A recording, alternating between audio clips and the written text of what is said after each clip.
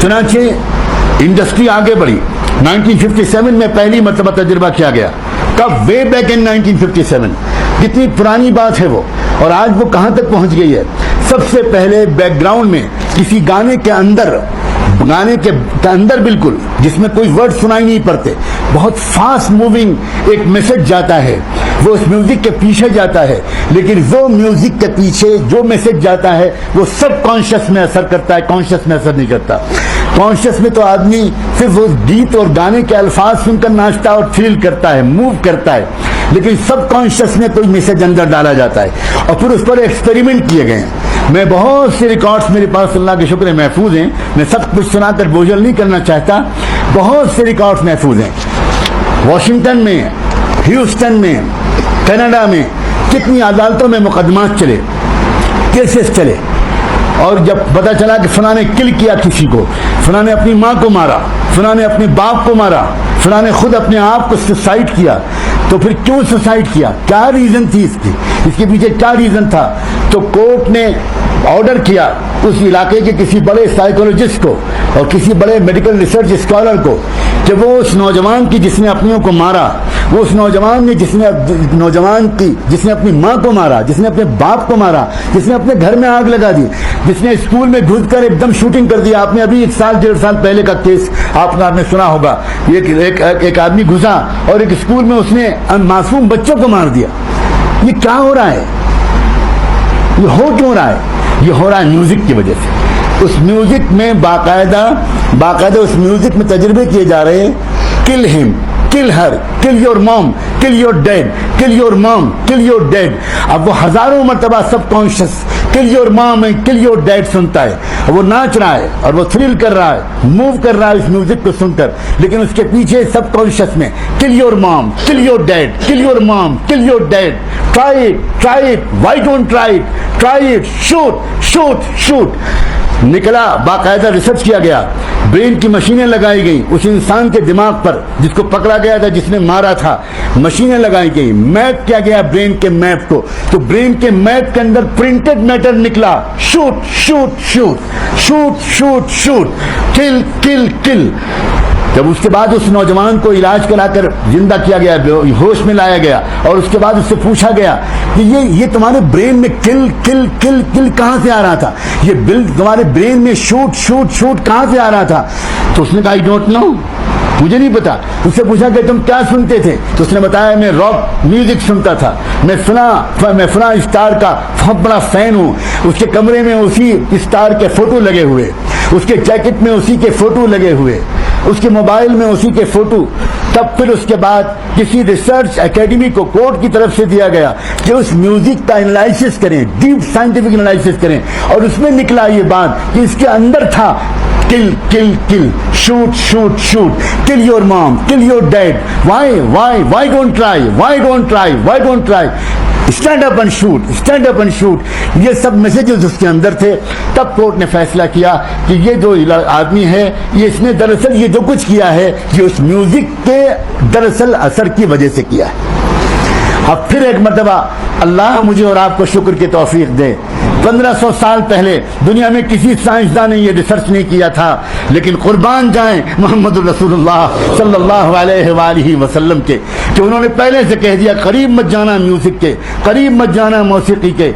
Music कत्ल तक पहुंचाएगी, म्यूजिक शराब तक पहुंचाएगी और म्यूजिक जिना तक पहुंचाएगी। सिंपल चीज नहीं है म्यूजिक, तबाह कर देने वाली चीज है, सलाहियतों को बर्बाद कर देने वाली चीज है। तुमने आज तक देखा है कि म्यूजिक का कोई दिलदादा, कोई नौजवान उसने आगे बढ़कर दुनिया को कोई बड़ा इन्वेंशन करके दिया हो, कोई डिस्कवरी की हो, कोई साइंटिफिक डिस्कवरी की हो। कानों की हिफाजत करो अजीज नौजवानों, कानों को बचाओ, कसम खा लो इस बात से कि कान से कोई गलत बात नहीं सुनोगे।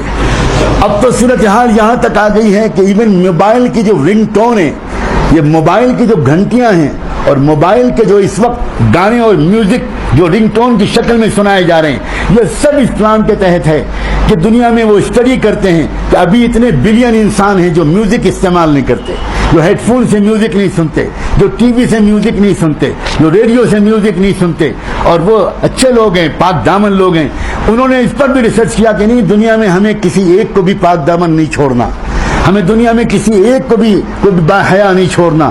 تو انہوں نے موبائل کی میوزک ٹونز میں, موبائل کی رنگ ٹونز میں وہ تمام گندے قسم کے میسیجز ڈال دیے. اور آج تو حالت یہ ہے کہ ایک مسلمان بیت اللہ کی طرف بھاگ کر جاتا ہے کہ دنیا کی گندگیوں سے کسی طرح کچھ دن کے لیے اس کو عافیت ملے, اور ٹھیک طواف کے درمیان لوگوں کا موبائل وہی گندے رنگ ٹون بجاتے ہیں.